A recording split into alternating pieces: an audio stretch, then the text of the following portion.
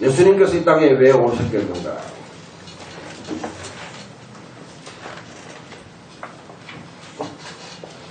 대부분의 사람들이 예수님이 이 땅에 오신 것은 우리 영혼을 구원하기 위해서, 죄에서 구원하기 위해서.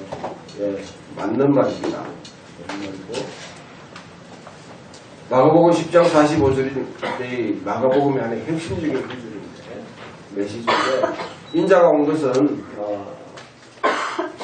승림을 받으라 함이 아니라 도리어 성기를 하고 자기 영혼을 모든 사람을 위한 대속물로 주려 합니다.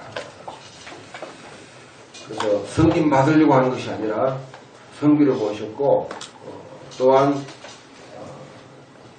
많은 사람의 그 죄를 대속하는 대속물로 그렇게 줄이고 오셨다. 그것이 아주 핵심적인 것이죠. 이것이 없으시면 어쩌면 예수님이 이 땅에 오실 것에 대한, 예수님은 십자가에 죽으시고 부활하사 우리 모든 인간의 죄를 사하셨다. 이건 가장 핵심적인 기본주의고, 이게 없다고 그러면 핵무기에 핵이 없는 거죠. 핵이 폐기되는 거죠. 그만큼 근데 이것만 가지고 있는 거죠. 우리가 이것만 붙들고 핵무기만 붙들고 있으면 하여튼 뭐 나를 지킬 수 있다 생각하는 우리 북쪽의 아저씨처럼 그렇습니다. 그 이상 나가야 되죠. 그러니까 왜 핵을 포기하냐면 좀 먹고 살아야 되니까. 먹고 살아야 되니까. 우리가 일상 삶 속에서도 이 말씀이 어떤 의미를 가지는가 보려고 하면, 자, 죄는요, 죄는 여러분 빚입니다. 빚. 우리가 사도 주기도문 할 때 마태판 주기도문 있고 누가판 주기도문 두 가지가 있습니다. 네, 그 주기도문 우리의 죄를 사하여 주옵시고, 우리가 우리 죄를 사하여 준 것 같이 우리 죄를 사하여 주옵시고 할 때, 마태복음의 본래 여러분 그 언어는 죄가 아니고 빚이에요. 우리가 우리의 빚을 사하여 준 것 같이 우리 빚을 탕감해 주옵소서.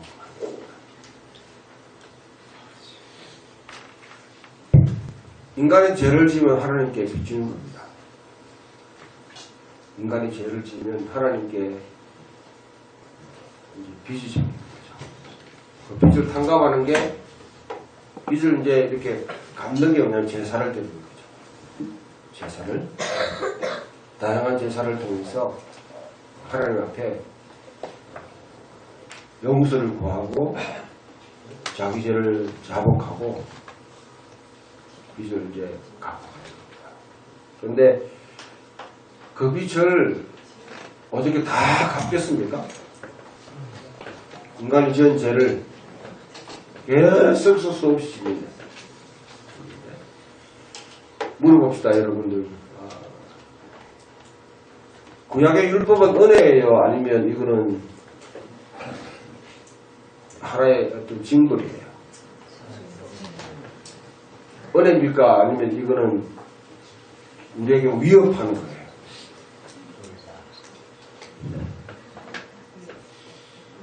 위협처럼 들려요? 이게 이제 마르틴 루터의 종교적 이유로부터 이 바울을 아주 잘못 이해한 그 결과로 율법과 은혜를 갖다가 딱 대조시켜 놓는 거죠. 그래서 예수님은 율법을 폐하러 오셨고 은혜를 주러 오셨다. 은혜의 종교와 율법의 종교를 딱 이렇게 이분화시키는 것. 이거는 이제 대부분 지금 신약학을 조금 공부한 사람들은 이 율법은 폐지됐고 더 이상 무슨 종속할 수 없다 하는데, 아직도 이 도식 속에 살아간다는 거예요. 아직도. 구약도 은혜의 종교입니다. 유대교도 은혜에 기초한 종교예요. 그리고 바울의 서신에서 수많은 율법에 대해서 굉장히 좀 부정적인 언어를 표현한 것 보냐. 저는요, 바울 시대의 유대교가 율법을 이래저래 조항을 만들어가지고 하나의 자기 바운다리를 큰 울타리를 만들어요. 그리고 그 안에 들어가려고 하면 쉽게 들어갈 수 없도록 그냥 심지어 613가지의 조항을 만들어 놓고 거기에 충족하도록 만들어서 이스라엘만의 어떤 그런 자부심, 민족적인 정체성, 구원에 대한 표지 그런 것으로 아주 높은 이 성을 사놓는 것. 바울은 그것에 대해서 굉장히 공격을 했는 것이지 구약에 있는 율법 자체를 공격한 거 아닙니다. 자세히 읽어보면 율법은 우리 죄를 깨닫게 만들고 하나님께 더 가까이 나가게 하며 그 근본에도 하나님의 은혜가 기초된 거예요. 그래서 성전에 가서 제사를 드리면 거기서 제사를 통해서 하나님의 속죄의 은혜를 주신다는 것 자체가 큰 은혜이죠. 구약 종교의 그것이 가장 핵심입니다. 성막이라는 게 존재한 것이죠. 예루살렘이 성전이 존재하는 이유가 그 때문에 존재해요. 그것을 유대인들은 자기 민족적인 어떤 자부심, 정체성 그런 걸로 막 뒤바꿔 나가지고 1세기 당시에 이방인들 구별하고 죄인들 갖다가 이렇게 우리 죄인이 아니야 이렇게 구별해 가니까 바울은 그게 잘못됐다. 그것이 잘못됐다고 공격한 것이지 구약 성경 자체를 공격하고 있습니다. 그 죄를 사하여 주시겠다 하는 이 말은 우리 영혼에 어떤 그런 뭐 만족감을 주거나 어떤 정서적으로 아니면 감정적으로 우리에게 뭔가의 어떤 메인 트라우마를 제거해주고 어떤 안정을 주기 위해서 평안을 주기 위해서 그와 같이 예수님 오셨다. 그렇게 하면 예수님의 사역을 갖다가 아주 그냥 축소시켜버리는 아주 축소시켜버리는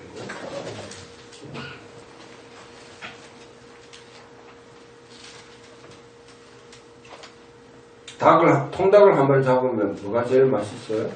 닭다리.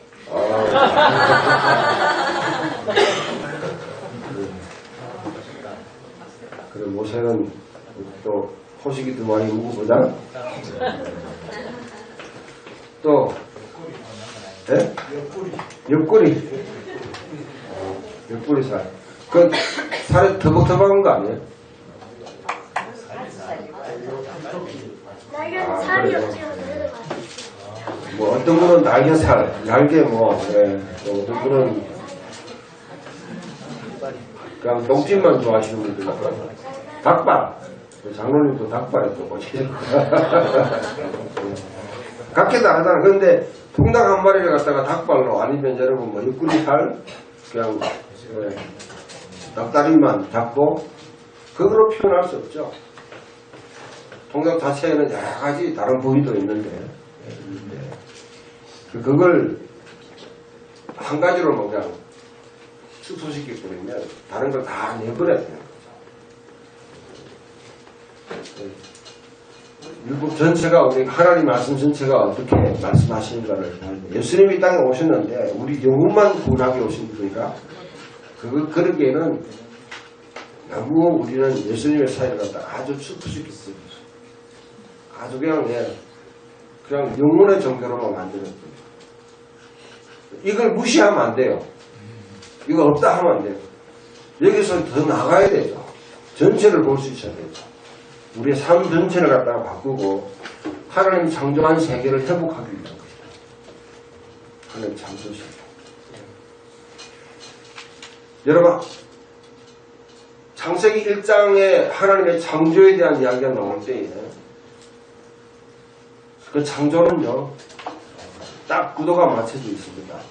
첫째 날, 둘째 날, 셋째 날 첫째 날, 둘째 날, 셋째 날 거기 하나에 뭐냐면 이렇게 이 틀을 갖다가 만들어요. 우리 집으로 말하면 기둥을 세우듯이 틀을 쭉 만들어 놓으면 5, 6, 7째 날은 거기에 다 내용을 잡아놓는 거예요. 여러분 잘 살펴보면 첫째 날과 넷째 날, 둘째 날과 5째 날, 그 다음에 셋째 날과 6째 날에 딱 이렇게 프레임이 아구가 딱 맞아요. 틀을 만들어 놓고 그 안에 내용을 잡아내는 거예요. 그리고 창조의 맨 꽃은 안식일입니다. 안식일인데 그 안식일이 하나님이 구별해서 안식일을 구별해서 제7을 구별해서 그날은 거룩하게 하고 쉬게 했다. 성경에 여러분 거룩하다는 단어가 창세기에 가장 먼저 나오는 대목이 바로 뭡니다. 거룩합니다. 그 우리가 진짜 거룩이라는 걸 갖다가 추구한다 보면 거룩은 제화고는 뭔가 거리가 멀어야 되겠죠. 그죠? 그 제 가운데 여러분 그냥 우리 도덕적인 제 윤리적으로 아니면 사회적으로 뭐 여러분 뭐 가다가 교통 신호 어기가지고 하는 그런 죄. 주님이 물론 그것도 여러분 뭐 지켜야 되죠. 그러나 그것 때문에 시비 걸려고 오신 건 아니에요. 그것 때문에 시비 걸려고 오신 건 아니에요. 근데 저는 한국 교통 그 법에 대해서 불만이 많은 거예요. 비근한 자로 여러분 보면 옛날 정지선을 넘지 말라고 하죠. 정지선 넘지 않으면 넘으면 뭐 과태료 밀고 아니면 경찰이 막 보고 이렇게 하잖아요. 60km 달리는 사람이 여러분 딱 신호가 노란불 딱 왔을 때에 딱 정지해가지고 여러분 그 앞에 정지선을 안 넘게 그렇게 조치를 하지 않아요. 60km 달리다가 60도로 딱 달리다가 딱 스톱하면 반드시 넘게 되어 있습니다. 아니면 차가 완전히 디비지 들고 꽉 밟아야 돼요. 그러면 여러분 뒤에 차가 추돌하게 됩니다. 이거는 저는 이런 데 대해서 동의할 수 없어요. 인간이 만든 법이라는 거는 모순도 있고 때로는 이제 뭐 여러 가지 우리가 이해할 수 있는 부분도 있지만은 지키려고 다양한 노력을 해야 되죠.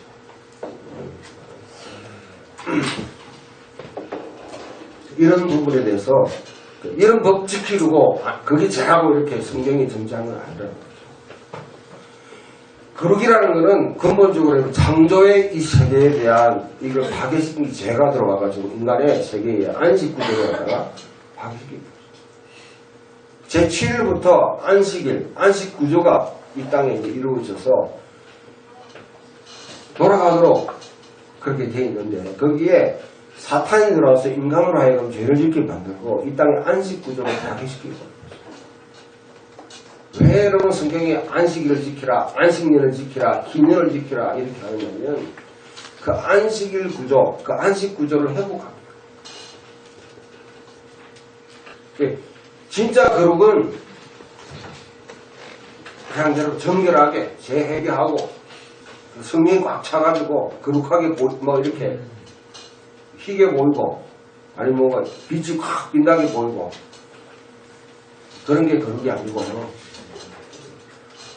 나의 삶을 진짜 여러분 안식을 지키려고 하는 안식을 지키고 안식년을 지키고 기년을 지키는 그 삶 속에 기년의 가장 기본 메시지가 담겨 있습니다. 주님이 이 땅에 오셨던 것은 바로 이 무너진 창조 세계를 전체를 다시 회복시키기 위해서.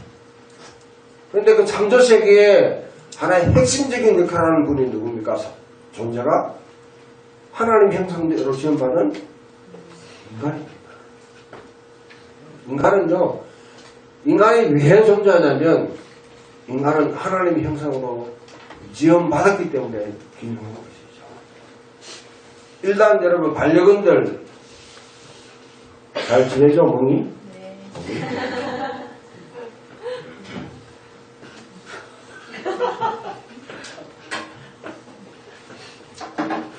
반려견이 아무리 사랑스럽고 아무리 애틋해도요 반려견하고 인간은 분명히 차이가 있습니다. 인간은 하나님 형상으로 지음받은 존재이고 멍이는 멍이에요. 높아요? 아무거나 높이 봅시다. 이게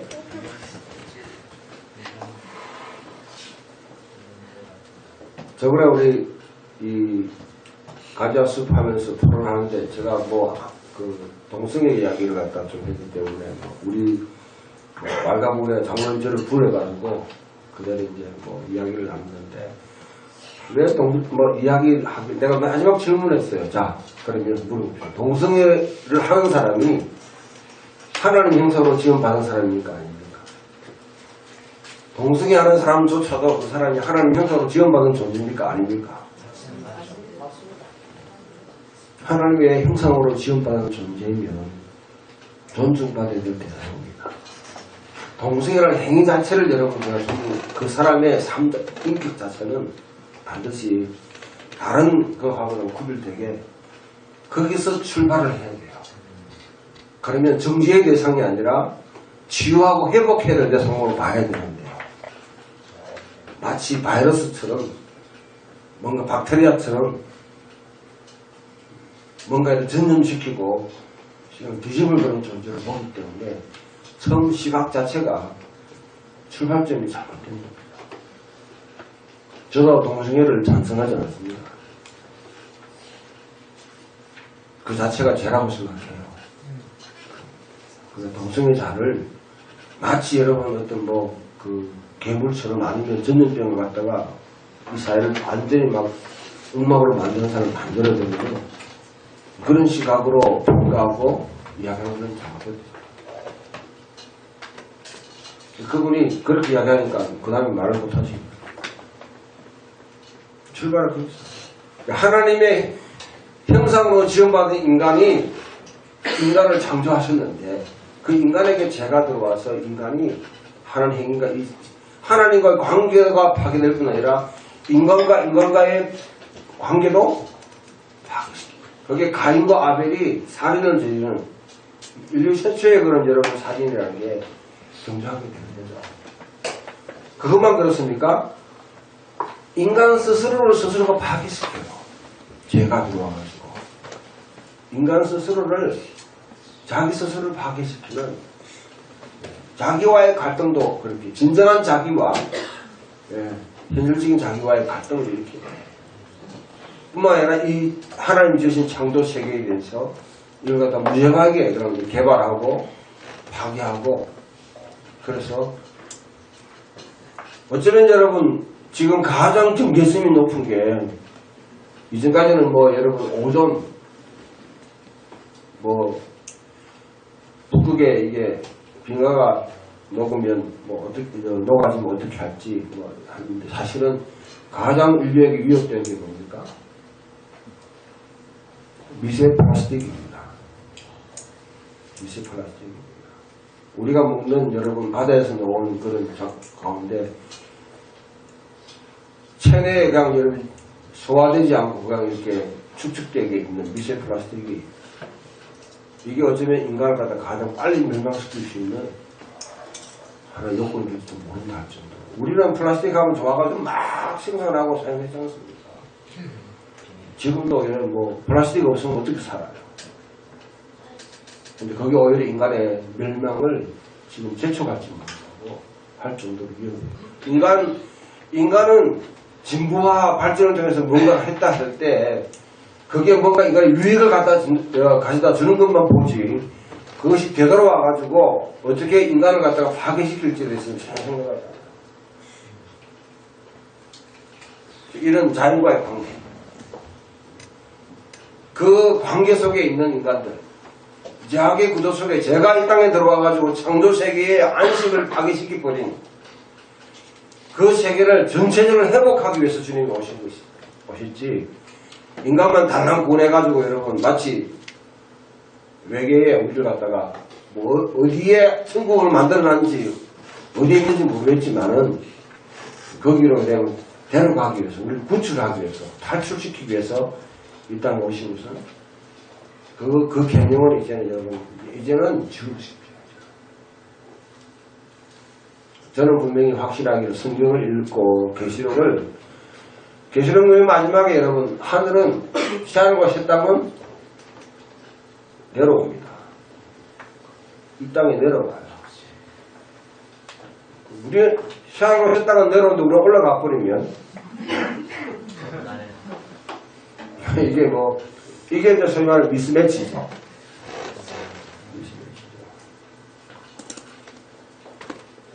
하나님이 창조하신 이 세계에 대해서 우리가 어떻게 책임을 질까? 여러분도 뭐 여러분 보고 지구를 지키는 그런 역할을 해라 이렇게 하면 너무 거대하잖아요. 그럼 독수리 오영자한테 맡기시고 문제는 우리 주변에 내 가정, 이 살아가는 교회, 내가 살아가고 있는 사회, 내가 속해 있는 집단들 속에서 어떻게 안식이 그 가운데 없다 그러면 그 안식을 가져오게 하시는 그게 바로 안식을 지키는 겁니다. 주일날 구별해가 일 안 하고 여러분 경건하게 금식하면서 예배드리고 하면 이게 안식을 지키는 것이 아니라 안식이 없는 사회에 안식을 가져. 그래서 예수님이 생각했던 흰년은 뭐냐면요. 흰년은 본래 여러분 레위기 25장에 보면 7년 곱하기 7년 하면 49년이죠. 플러스 1 하면 50년째가 흰년입니다. 그때 땅도 원래 이제 소유주에게 돌려주고 빚도 탕감하고 노예를 팔려갔으면 노예는 다시 해방시켜주고 이런 그 구조 속에서 살아가도록 하죠. 그래서 50년이라는 세월을 갖다 굉장히 지금도 뭐냐면 50년이 언제일까 자꾸 따지는데 성경을 쭉 보게 되면 그 희년에 대한 해석 자체가 달라집니다. 그 예레미야는 그 희년을 언제로 보냐면 70년을 보여요. 70년. 그래서 예레미야 29장 10절이나 역대하 36장 21절을 여러분 보게 되면 이스라엘 백성들을 갖다 그 땅에서 옮겨서 바벨론 땅에 70년간 포로생활을 하게 하신 것은 이 하나님 백성 살아야 될 이 유대 땅, 이스라엘 땅이 쉼을 얻지 못했다는 거죠. 희년이 없었다는 거죠. 안식년을 지키지 않았다. 그래서 강제로 거기서 그 백성을 갖다 거기서 그냥 다 뽑아가지고 아예 바벨론 땅에 70년 동안 가게 만든 그 땅을 쉬게 만들었다. 그 70년 동안 쉬게 되면 그 땅은 뭡니까? 어떻게 되겠어요? 황폐하게 되죠. 지금 여러분 5분에 판문점에 정상회담이 열리는데 거기에 그 안에 DMZ잖아요. 제가 거기서 8개월 동안 근무를 했습니다. 83년도, 82년도. 네. 지금 또 뭐 어떻게 변했는지 알 수 없지는 않은데요.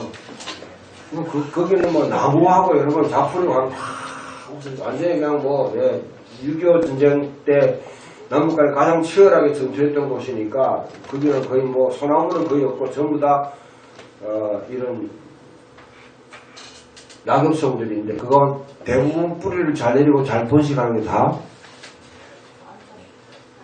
아카시아 나무예요. 지금 5월달 되면요 아카시아 한 개 완전히 시합니다. 혹시 여러분 양봉하는 사람들 오늘 되면요 통들 올라가면 대박 납니다. 엄청나게 아카시아 향기로 아주 취해요. 취한다는 말이 향기에 취한다는 말을 거기 가야지 가면 아마 느낄 수 있습니다. 그런 땅이 황폐해요. 그런 땅이에요. 근데 오히려 여러분 유대 땅은 완전히 그냥 버려져 70년 동안 경력도 안 하고 버려진 땅. 그것처럼 그렇게 내버려두는 이유는 뭘까? 그 다음에 다니엘은 예레미야 예언을 쭉 해석하는 가운데 단순히 70년이 아니라 70년 곱하기 7, 490년으로 보는 거죠. 490년. 그러니까 이 예언을 따라가지고 유대인들 가운데 희년서라는 하나의 그 문서가 있습니다. 희년 연구하는 사람도 물어보니까 이 희년서를 잘 모르더라고요. 제가 오늘 왔는 사람 가운데 제발 좀 성경 공부하라고 자꾸 부서지면 말고 논리적으로 너무 약해요. 성경적인 논리. 지금 현재 한국에 나오는 희년에 대한 연구서들이 너무 천박해요. 저는 읽어보니까. 이번에 강의하기로 해가지고 얘기해주면 읽어보니까 아주 옛날 대천덕 신부님이가 기본적으로 해놨던 그 이상을 발전을 못해요. 연구를 안 했다는 거지. 조금 논리적으로 하면 되는데 거기에 여러분 70 곱하기 7하면 490년 해가지고 이게 언젠지 그래서 뭐냐면 유대인들은 이게 음력인지 양력인지 이거 하다가 그냥 망했구나. 우리 여러분 음력설 날 지킬지 양력설 지킬지 이거 뭐 하다가 여러분 두 분 다 지키다가 한 번 지키다가 뭐 이게 하듯이 꼭 인간은 날짜에 신경 쓰는 사람은 그런 데 신경 써요. 정확한 날짜를 갖다가 성경에는 대부분의 여러분 이 숫자들은 다 상징적인 숫자입니다. 상징적인 숫자. 그러면 오늘 이사야 61장에 예수님이 선포했을 때에 주 여호와의 내게 임하셔서 내 기름 부으시고 가난한 자에게 복음을 아름다운 소식을 전하게 하려 하심이라 하고 난 뒤에 2절에 여호와의 은혜의 해와 우리 하나님 보복의 날을 선포한다 했을 때 희년을 선포하는 것입니다. 이 날은 언제인가? 바로요 메시아가 오는 날 하나님이 보내신 자가 이 땅에 임했을 문화를 사역하는 그 날이 바로 희년이 선포된다. 예수님은 이 땅에 오시면서 자신의 삶을 통해서 자신의 사역을 통해서 희년을 선포하는 것이죠. 그래서 나사렛 대장에서 어떻게 합니까? 이 말씀을 인용해서 읽고 난 뒤에 이 말을 듣는 너희 귀에 응하였느니라. 이 메시지를 듣는 너희 귀에 응하였다. 그러면 우리 상식적으로 생각하게 되면 레위기 25장의 희년은 소파를 해가지고 나팔이 뭉 불어가지고 온 땅에 여러분 막 돌아가고 해야 되는데 이거는 안 불고 어떻게 해가지고 희년을 선포했다고. 그것도 예루살렘이라는 대도시에서 큰 아주 중심되는 도시에서 그냥 여러분 MBC라든지 KBS 뭐 JTBC 불러가지고 TV조선은 빼고 했는데 또 외국 싶지 않습니다. 그 빼고 여러분 다 해가지고 희년을 선포했다 이렇게 해야 되는데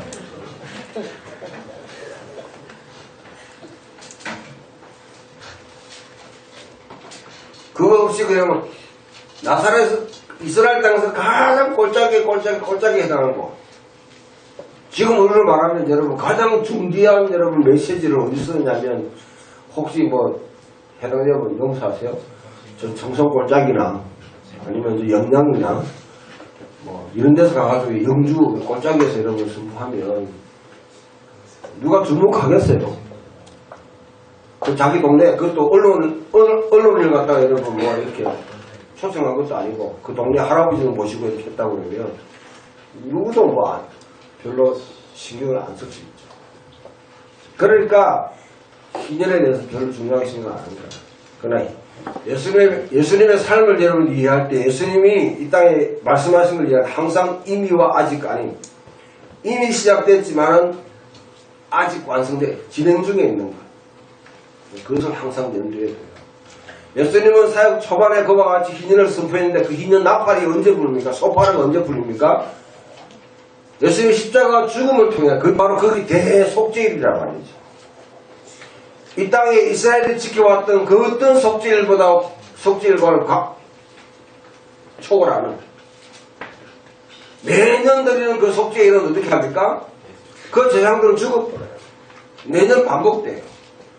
그러나 예수님이 십자가에 죽으시고 부활하시면서 불렀던 시작했던 그 대속죄일은 그는 영원한 속죄일.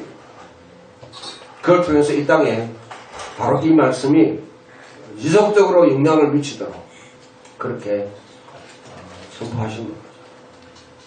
그러면 예수님이 이 땅에 오셔서 나는 안식년, 희년을 선포하면서 이 땅에 하나님 나라를 가져온 자라고 스스로고 그러니까 예수님이 이 땅에 오셔서 주일날, 안식일날 병자를 고치고 귀신을 쫓아내고 뭐 제사들이 여러분 이와 같이 뭐 안식일에 그냥 사과 갖다가 해가 비벼 먹어도 해도 거기에 대해서 적극적으로 변명하십니다. 왜? 그게 안식이 되게 하는 거죠. 이 말씀에 여러분 초점은 예수님의 신전승포에 쪽에 가난한 자에게 복음이 아름다운 소식이 전해지게 하라. 다시 한번 질문합니다.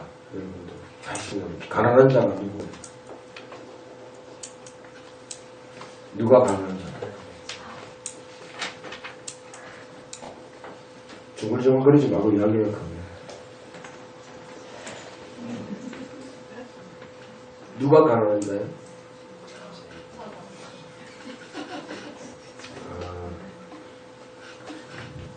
가난하세요? 구제연금 합시다.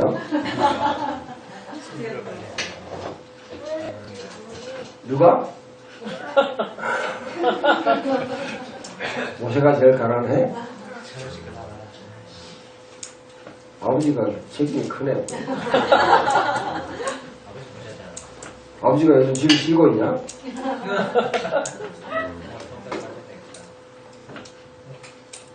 가난하다면 다 자기를 또 가난하다고 또 겸손하게. 여기에 대부분 민중신학이라 아니면 여러분 이 해방신학이 한때 참 많이 유행했는데요.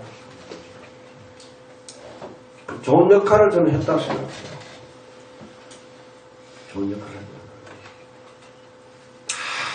대부분의 한국교회, 이 보수교회가 전부 다 영적이고 뭐 경건하고 뭐 얘기하면 다 정말 현실을 갖다가 망각시켜버리는 실만한 교회 와가지고 내 여러 아편두사를 맞추는데도 여러분들은 뽕받은 것처럼 살면서도 말 안 듣다고 여러분 정신 멀쩡하게 살았던 이게 바로 한국교회 현실입니다. 교회 와가지고 고문당하거나 목사를 여러분 말도 안 되는 설교는 고문이죠. 저 설교도 뭐 여러분 고문으로 이룰 수도 있습니다만 언어적인 폭력이 아니라 사상적인 폭력을 가할 수 있습니다. 거기에 이제 여러분 저항하세요.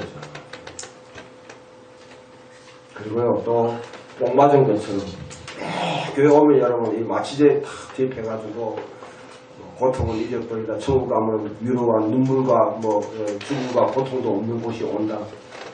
그날만 여러분 가게 만들고 여기 와가지고 여러분 계속 복 받으라. 응? 축복된다. 보람상조 회장도 목사가 됐더만. 뭐 그것이 알고 싶다고 하니까. 교회요 여러분들 자금 세탁하기 딱 좋은 곳입니다. 잘 아시네. 돈 흐름 잘 아시니까. 불법 자금 세탁하기 딱 좋은 곳입니다. 그렇기 때문에 여러분 목회자 뭡니까 납세해야 되는 거예요. 그런 상태입니다. 아마 수없이 많은 여러분 자금들이 불법 자금들이 교회 재정을 통해서 세탁됩니다. 그걸 합법으로 하는 곳이 교회였습니다.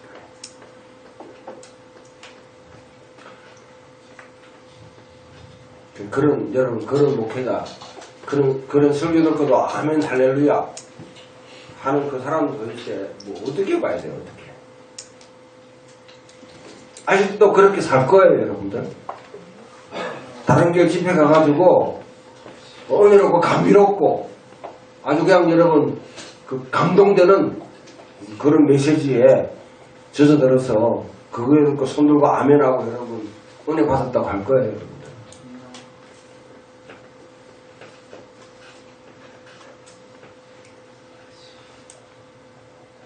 정신해서 살아야 됩니다. 여러분 분별력 없으면요.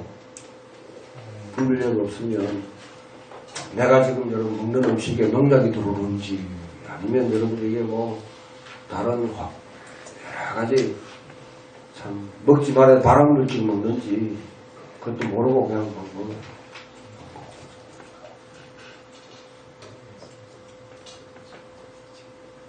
안식일은 여러분 이 가난한 자는 그런 걸 갖다 거기에 대해 정신 바짝 차리도록 깨우친 사람들이 바로 해방신학이나 민주신학 하는 사람들의 공부입니다. 그거 아니라고. 근데 한국 사회가 워낙에 여러분 90년대 이후로부터 그 소론이 분기되고 난 뒤에 이 신자본주의 사회가 아흔하게 그 세계 파도처럼 밀어붙이니까 그 목소리를 다 주고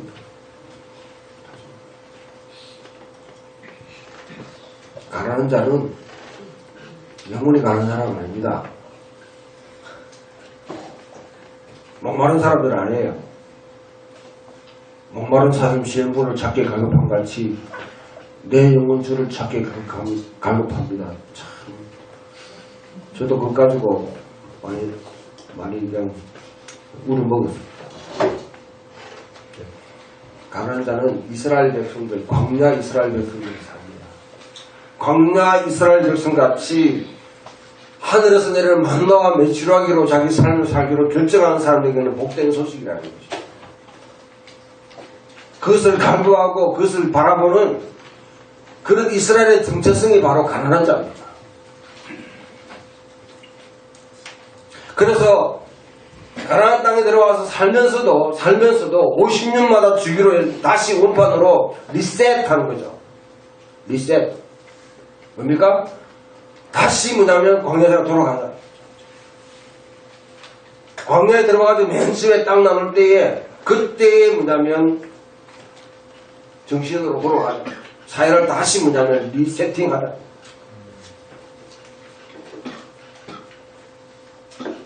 예수님이 우리 구원자고 하나님이 진실로 이 땅에 여러분 주관자라고 그러면 적어도 거기에 대해서 우리가 인정할 수 있어야 되고 그렇게 기꺼이 할 용기가 있어야 돼요.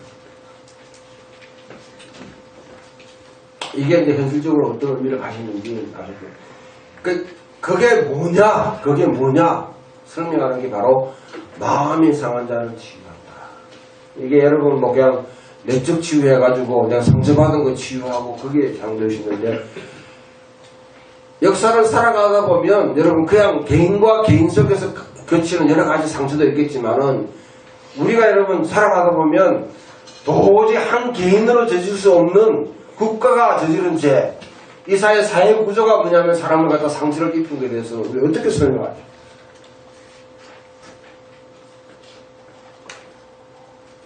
가령 여러분 4.3 제주 사건이라든지 5.18 같은 세월호 같은 그런 사건들, 이스라엘 백성들이 여러분 1세기 당시에 예수님과 함께 지금 있던 이 사람들 속에는 그런 사건들이 수없이 많이 기록되어 있습니다. 요세푸스라는 그 사람의 글을 보게 되면 유대인들이 짓밟히고 완전히 뭐냐면 완전히 짓밟히는 그런 사람.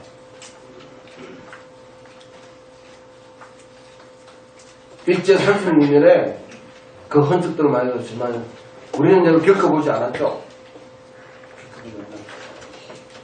근데 그 위안부 할머니들이 생존해서 입 콕 다물고 있다가 70년대부터 겨우 이제 발언하기 시작했는데 그걸 보고 여러분 자발적인 성노예라 해놓고 말이죠.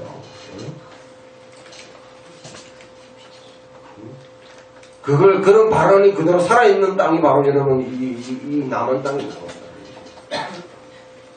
그 사람들의 상처를 치유하지 않고 상처에다가 오히려 뭐냐면 그냥 과산화 수소를 부어가지고 더욱 든다게 만들어요. 세월호, 여러분 그 아이들이 무슨 죄가 했어요. 걔들을 가지고 부모들이 뭐 진상불명을 요구하는데 시체팔이 한다는 등 목사들이 강단에서 그따위 짓을 갖다가 하는데 그걸 듣고 아멘을 겪고 말이에요. 아주 양심이 환말이 된 거예요. 5.18 여러분 났는데 거기에 북한에 뭡니까? 북한군이 돌아가지고 준동해가지고 했다는 그런 이야기를 갖다가 서로 버젓이 해다가 그 거짓 뉴스를 갖다가 교회들이 양산해나가고 확대해가고 보급해 나온다면 이런 교회는 존재할 필요가 없죠. 이런 기독교. 거짓을 여러분 추구하고 거짓을 확대 정선하는 재성을 기독교는 이 땅에 존재할 필요가 없는 것이 아닙니다. 그런 기독교에 부흥하면서 여러분 거기서 은혜 받고 잘 살고 복 받아가 천국 가면 다예요. 부끄러운 줄 알아요. 부끄러운 줄 알아요.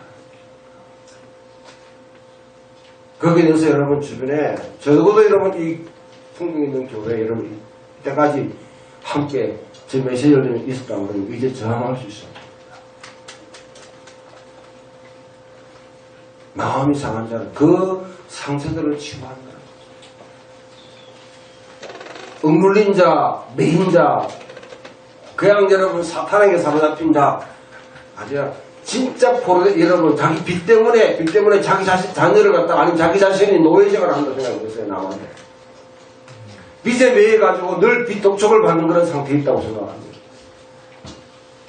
성경에 있는 여러분 그런 죄에 대한 사유함에 대한 그런 비유를 할 때 500대너를 빚진 사람하고 1만 대너를 빚진 사람 이야기가 오지 않습니까? 왕이 1만 대너라는 사람에게 여러분 빚을 갖다 탕감해 줬다는 건 뭘 의미해요?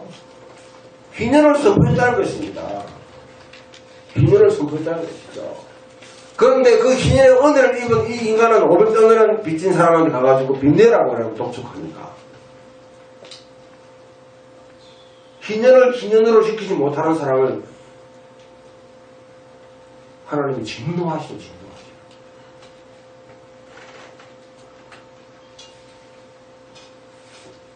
예수 믿으면서요,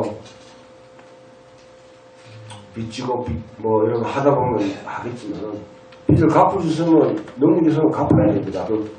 하나님 이름 그냥 툭칠락하지 말고 남의 돈 빌려 놓고 왜 그와 같이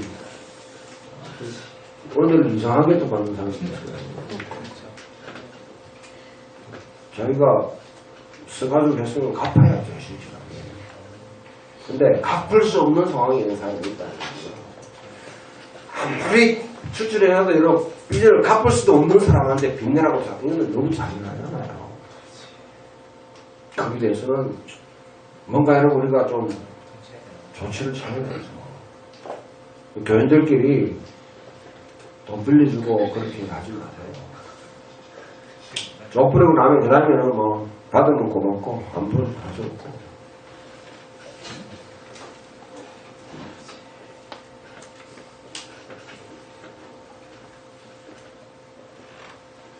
포로된 자에게 잘보합니다. 이스라엘 땅에 여러분 1세기 당시에 여러분 배너 보셨죠? 배너? 영화 배너 기억하세요?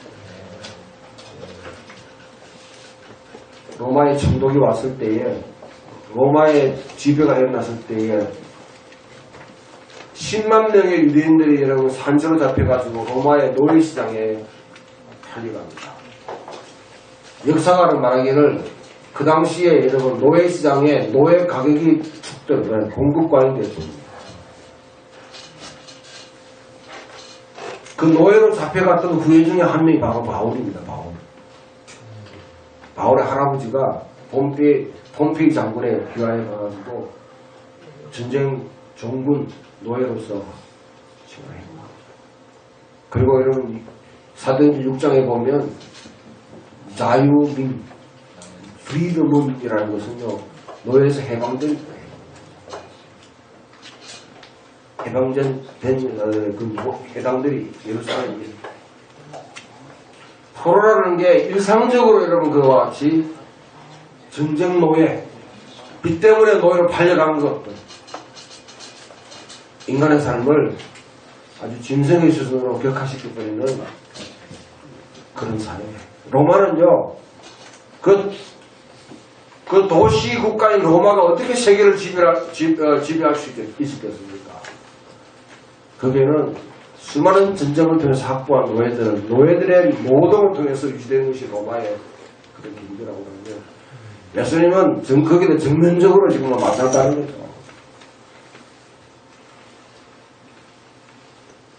요한계시록 18장을 읽어보시면, 요한계시록 18장을 읽어보면, 아주 요한계시록 저자는요, 로마의 경기에서 신랄하게 비판합니다. 너희들의 이런 아주 럭스리한, 이 아주 사치한 이런 문화들, 이것들이 어디서 나왔냐? 바로 인간의 영혼을 주고 사고 팔고, 인간을 갖다가 사고 파는 이 노예 문화, 여기서 비롯된 겁니다. 신랄합니다. 그렇다면 이 땅에 우리들은 예수님의 이 희년 메시지를 듣는 우리는 어떻게 해야 됩니까?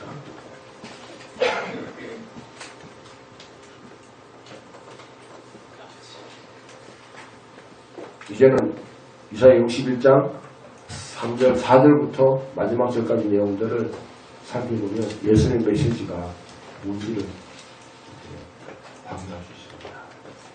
다음 주에 그렇게 하더라고요.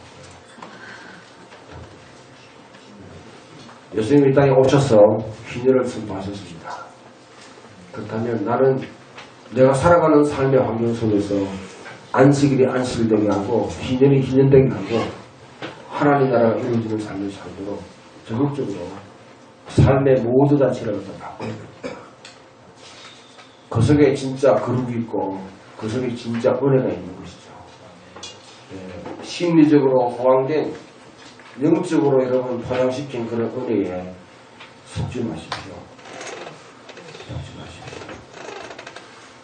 진짜 이 땅에 하나님 나라를 누리려고 하면 직면하십니다.